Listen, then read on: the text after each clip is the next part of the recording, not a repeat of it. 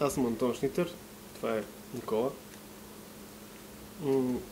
Ние сме част от екипа зад посткултурната сцена. Всъщност екипа на посткултурната сцена той е много разнообразен. Като цяло, благодарение на Александър Секулов, въобще имахме възможността да стигнем до момента, в който да кажем, че сме създателите и част от екипа на посткултурната сцена.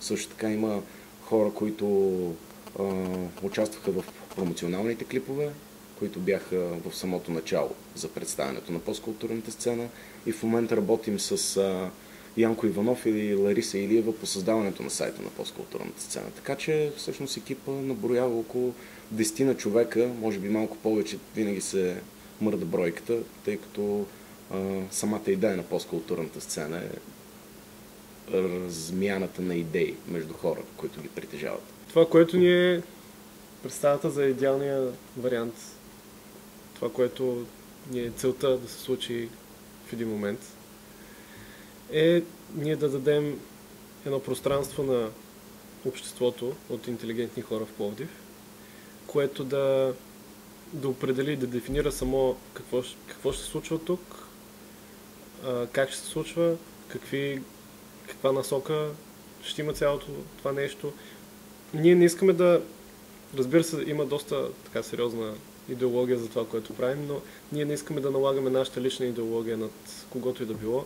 По-скоро искаме да дадем едно пространство, където хората да могат да изразят себе си, да могат да покажат своите собствени мисли, своите собствени желания, цели, мечти.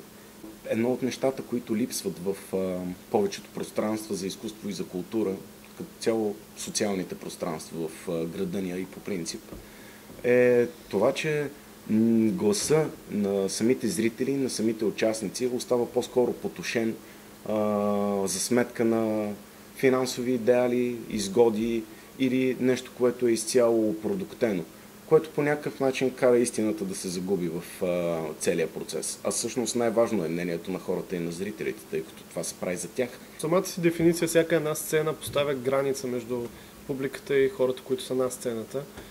И не знаем дали ще ни се получи, но идеалната ни визия за това, което ще ни е крайният продукт, е да разбием до някаква степен тая граница, да направим цялото нещо по-интерактивно, не знам ли, да има връзка по-директна между хората пред и на сцената. Изкуството всъщност е човечност. Изкуството е хуманност. Това е изразяване на нещо, което витае и вирее в човек. И тъй като хората до някаква степен сме станали малко по-отчуждени един от друг, забелязва се една алиенация в обществото. Тоест егоизма и егоцентризма започнаха да доминират на базата на много фактори, но ние не го засягаме точно това. Ние засягаме самия проблем. Ние имаме проблем, който е, че човечността умира по някакъв начин. Тоест културата ни, тя умира малко или много. Тоест точно за това се създава посткултурната сцена. За самото начало ние подбираме изпълнители и кинопрожекции и театър чисто по личните убеждения, по начин, по който си казваме, да, тук има истина, защото нямаме точна дефиниция какво е това истина. То по-скоро е едно изцяло вътрешно усещане. Оставянето равнодушен е нещо, от което бягаме. Ако публиката бъде провокирана и вдъхновена, т.е. има причина да си говори след свършването на събитието, т.е. ние сме свършили работата добре. Оттам нататък всичко става много по-лесно. Независимо дали говорят положителни или отрицателни неща, за нас важното е хората да дойдат тук, да се замислят. Разликата между култура и арт? Значи това е част от нашия слоган. Всъщност това е култура на арт, а изкуство на арт, което смятам, че горе-долу се припокрива в даден момент. Това всъщност е една много лека заигравка, тъй като ние не отхвърляме примерно това, което е арта. Арта всъщност е западното влияние върху културата, което по никакъв начин не е лошо. Това е още един поглед върху самото изкуство. Но единственото, което може би до някаква степен е негативно в съществуването на арта, е, че може би се предозира с него, преекспонира се самото изкуство, което не е много продуктивно за самата традиционна култура, за самата народопсихология и културата на човека в България. Тъй като все пак ние се намираме тук и имаме някои неща, които може би наистина искаме да запазим, а не сляпо да придобиваме чужда култура. Тъй като културната столица на Европа се предполага, че ще е съвкупност от всяка една култура. И ако ние си свършим работата добре, ще сме, може би, един стълб на една от тези култури през 2019 година. И това наистина за нас ще бъде голям успех, тъй като Пловдив се представя пред цяла Европа. Тук ще има хора от всички страни, ако не и извън Европа. И се надявам да има наистина причина, поради която те си струват да дойдат, защото за нас Пловдив е града, в който сме избрали да останем. И най-важното, което ние трябва да направим, защото е отговорност, тъй като това ще се види, е да направим абсолютно всяко събитие, абсолютно всеки автор, да може да ги представим по начина, по който те трябва да бъдат. Тоест с абсолютното уважение и с заслуженото внимание. Нито повече, нито по-малко.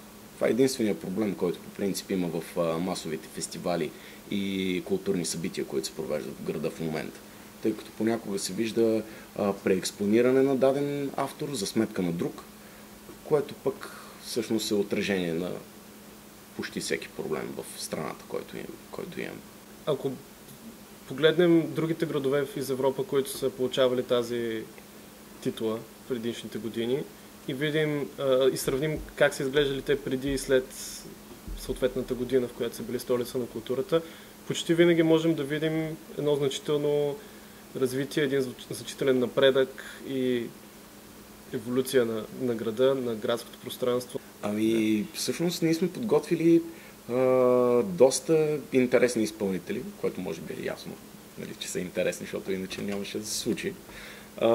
Имаме разнообразие на стилове, които може би не са чак толкова популярни, музикални стилове. Най-вече сме се фокусирали върху концертните събития, тъй като и двамата с Антон Шнитър се занимаваме, може би, фокусирано с музика, но сме предвидили, примерно, и театрални постановки. На 21 ноември братя Мангасарян ще гостуват тук.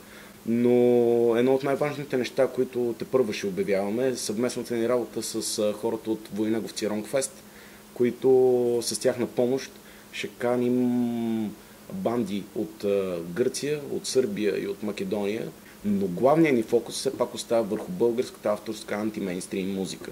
Това са хора от типа на вокално-инструментална група Муфта, на част от проекта Последните първи, които ще бъдат Хане, Зоркиц, Уидър, Feast of Insanity, 8 Meters per Second, които са представители на пост-хардкор, металкор сцената 31 октомври. На 31 октомври Хелоуин. Също така ще има групите Lever и Dumbfound, които ще бъдат на 28 ноември, които са също част от младежката култура, младежката музикална сцена, но ще има и ясно установени изпълнители, за пример даваме Открив. Разбира се, също времено има кинопрожекции, има, както споменахме, театър, има литературните четения, които се случват тук всеки вторник.